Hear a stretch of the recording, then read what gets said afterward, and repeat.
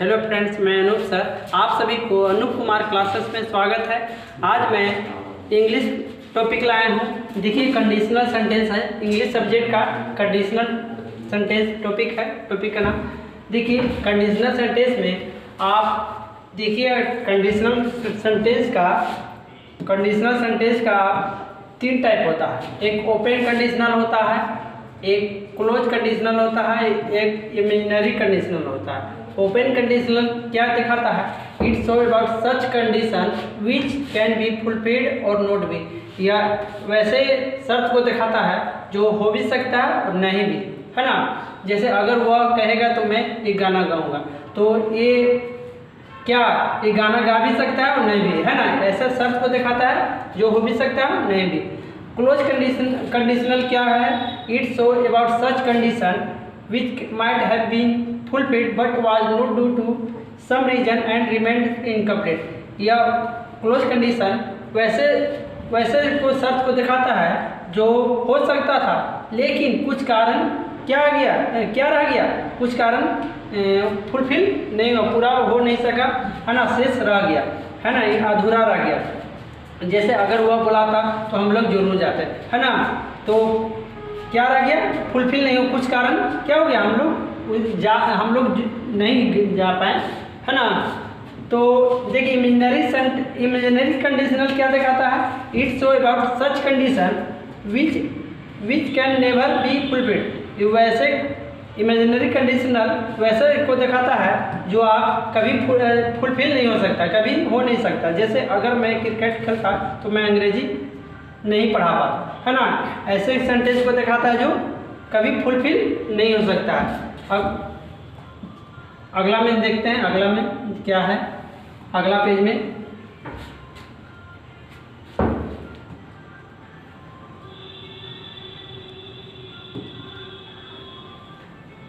देखिए, अगला पेज में क्या है।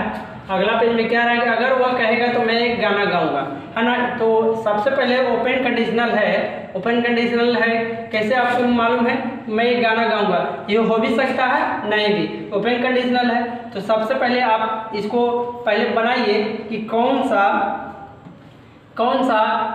इंडिपेंडेंट है और डिपेंडेंट है। सेंटेंस पहले पहचानिए कि डिपेंडेंट है और इंडिपेंडेंट है। इंडिपेंडेंट कैसे पहचानिएगा?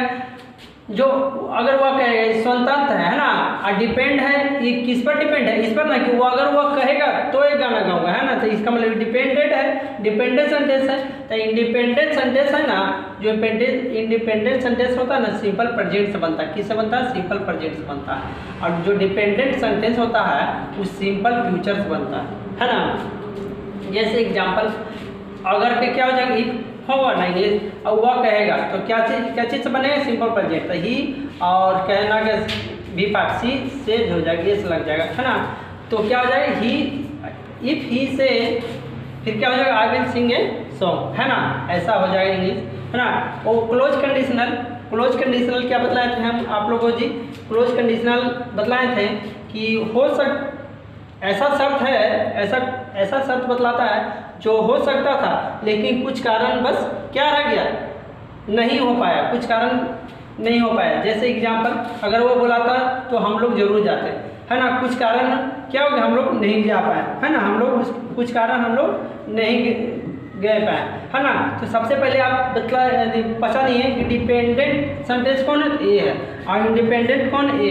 डिपेंड है क्या? इस पर ना डिपेंड है कि अगर वो बुलाता तब ना हम लोग जाते थे। ये है डिपेंडेंट और ये है इंडिपेंडेंट। तो इंडिपेंडेंट जब भी बनेगा, इंडिपेंडेंट सेंटेंस कभी भी बनेगा तो उसका रूल होगा subject plus head plus V3 plus object. और डिपेंड कभी भी बनेगा डिपेंडेंट सेंटेंस तो कभी बनेगा, किससे बनेगा?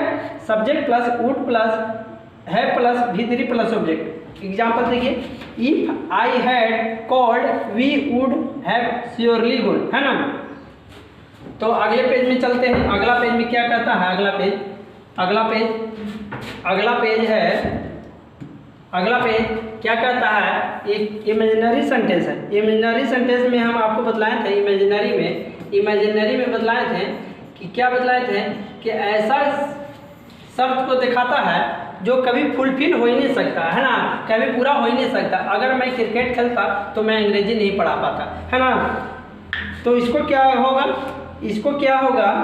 इसका पहले पहचानिए डिपेंडेंट सेंटेंस कौन है, इंडिपेंडेंट कौन है। तो इंडिपेंडेंट ए है, डिपेंडेंट ए है ना, इस पर डिपेंड है, तो डिपेंडेंट हो गया, इंडिपेंडेंट हो गया। रूल क्या कहता है, इंडिपेंडेंट जो भी सेंटेंस रहेगा ना, सब्जेक्ट रहेगा, उसके बाद V2 रहेगा, फिर ऑब्जेक्ट रहेगा। किस में, इंडिपेंडेंट सेंटेंस में। डिपेंडेंट सेंटेंस में क्या रहेगा, सब्जेक्ट रहेगा, उसके बाद वुड रहेगा, V1 रहेगा, ऑब्जेक्ट रहेगा, ऐसा रहेगा। जैसे एग्जाम्पल इफ अगर है तो इफ लगेगा ही, फिर सब्जेक्ट और V2 है प्लेट है ना, ऑब्जेक्ट फिर क्रिकेट, फिर उसके बाद ये नियम बन जाएगा डिपेंड वाला। तो क्या हो जाएगा, I would not teach English है ना।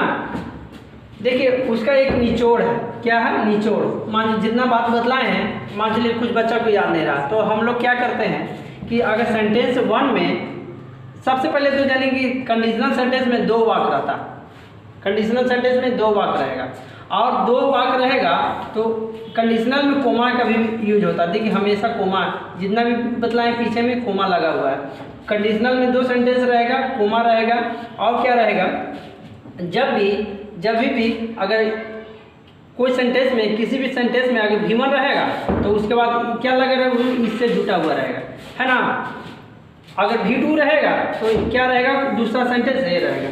अगर हैड प्लस V3 रहेगा तो दूसरा सेंटेंस ए रहेगा है ना। कैसे पहचानेंगे पहला सेंटेंस, पहला में अगर इंडिपेंडेंट रहेगा तो उसमें इफ लगा हुआ रहेगा। इंडिपेंडेंट में क्या लगा रहेगा, इफ लगा हुआ है, तो इंडिपेंडेंट है ना। इंडिपेंडेंट में क्या लगा है, इफ, और डिपेंडेंट में क्या रहेगा, अगर इंडिपेंडेंट में इफ रहेगा तो क्या श्योरली इसके साथ क्या पेयर बनेगा, ये सब पेयर बनेगा है ना। एग्जाम्पल देखिए, एग्जाम्पल लास्ट है, if you do not study you would या विल फेल। क्या लगेगा, आप देखिएगा इसमें क्या बन रहा है, V1 से है, क्या से, V1 है ना, V1 है, तो क्या लगेगा, V1 के साथ विल लगेगा। यहाँ वुड लगाया है, ये तो होगा नहीं, ऑप्शन क्या हो जाता है। Thanks for watching, like the video and subscribe my channel.